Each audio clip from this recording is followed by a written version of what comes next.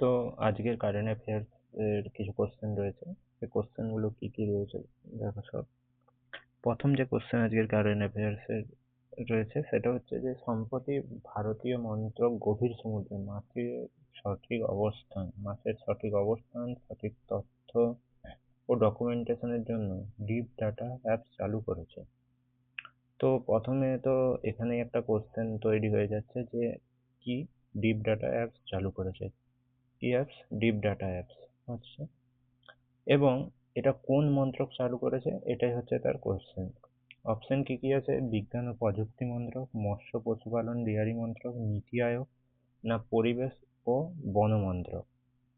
Deep data apps কোন মন্ত্রক চালু করেছে? তার উত্তর হচ্ছে কি মৎস্য পশুপালন ও ডেয়ারি মন্ত্রক চালু করেছেন। ঠিক আছে, মৎস্য পশুপালন ডেয়ারি মন্ত্রক চালু করেছে।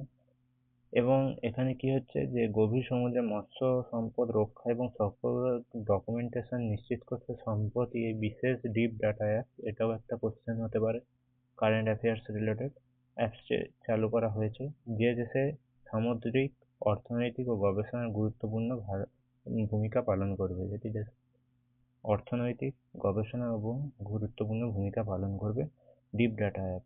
এবং কারা করেছে? মৎস্য পশুপালন ও ডেয়ারি মন্ত্রক। মৎস্য পশুপালন ডেয়ারি মন্ত্রক। আর যাচ্ছি নেক্সট কোশ্চেনে। নেক্সট কোশ্চেন আজকের কি রয়েছে যে সম্প্রতি কোন দেশ বিশ্বের সবচেয়ে লম্বা এবং শক্তিশালী হাইড্রোজেন চালিত ট্রেন সঠিকভাবে চালু করেছে? হাইড্রোজেন চালিত ট্রেন সঠিকভাবে চালু করেছে কোন দেশ? সেটা কি হচ্ছে? জাপান, ভারত, জার্মানি, না চীন? তো এটা তো আমাদের জানারই দরকার, কারণ উত্তরটা কি হবে? উত্তর হবে ভারত। কারণ সম্প্রতি ভারত নতুন হাইড্রোজেন ট্রেন করেছে। তো আমরা উত্তরটাই দেখে নিই। দেখা যাচ্ছে কি ভারত। ঠিক আছে, তো ভারতে কি হচ্ছে যে ভারত প্রথম বিশ্বের দীর্ঘতম, যেটা 10 কোচের একটা হাইড্রোজেন চালিত ট্রেন, 10 কোচের হাইড্রোজেন চালিত ট্রেনটি কোথা থেকে? হরিয়ানার জিন্দ সোনিপত সেকশনে চালু করা হয়েছে। হরিয়ানার জিন্দ সোনিপত সেকশনে চালু করা হয়েছে। পরিবেশ বান্ধব পরিবহন এবং কার্বন নিঃসরণ হ্রাসের ক্ষেত্রে এটি একটি ঐতিহাসিক মাইলফলক। ঠিক আছে, তো এখানে কি বলা হয়েছে যে কোথা থেকে? প্রথমে এখানে কি কোশ্চেন আসতে পারে যে কোথা থেকে চালু করা হয়েছে? হাইড্রোজেনের জিন্দ শহর থেকে 10 কোচের হাইড্রোজেন চালিত ট্রেন করা হয়েছে। এবং আমরা জানি হাইড্রোজেন চালিত ট্রেনগুলো কি হয়? পরিবেশ বান্ধব হয় এবং কার্বন যত নিঃসরণ কম হবে তত পরিবেশের পক্ষেও ভালো, দূষণ হবে। ভারতের প্রথম এবং বিশ্বের দীর্ঘতম ট্রেন এটা। ঠিক আছে, এখানে দেওয়া আছে। তারপরে আছে আমরা দ্বিতীয় কোশ্চেনে। দ্বিতীয় কোশ্চেন কি বলেছি? তৃতীয় কোশ্চেনে রয়েছে যে লোকসভায় পাস হওয়া public examination prevention of unfair means amendment bill যেটা রয়েছে মূলত কোনটির সাথে সম্পর্কিত? তো জেনারেলি এটা কি হবে?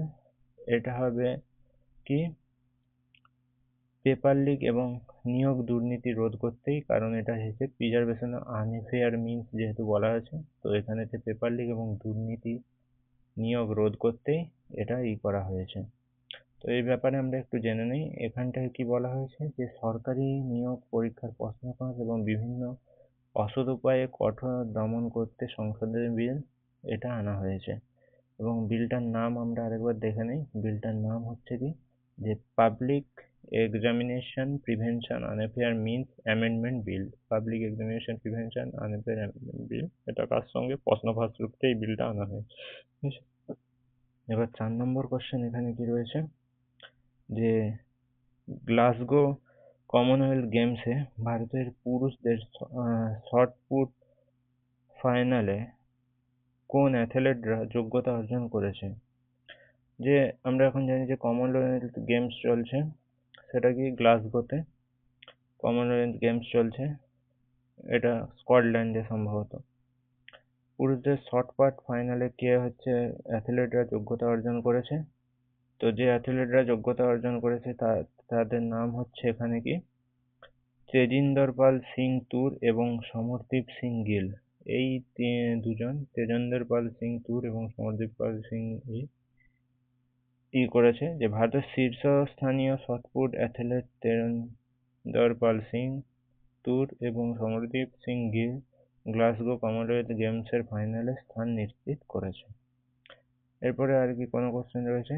আজকের যে কারেন্ট অ্যাফেয়ার্স এই কটাই ছিল, 4টে। তো ভালো লাগলে অল্প কারেন্ট অ্যাফেয়ার্স, ডেলি প্র্যাকটিস। যদি ভালো লাগে তাহলে চ্যানেলটা লাইক সাবস্ক্রাইব করে দেবে। দেখা হচ্ছে আবার কালকে।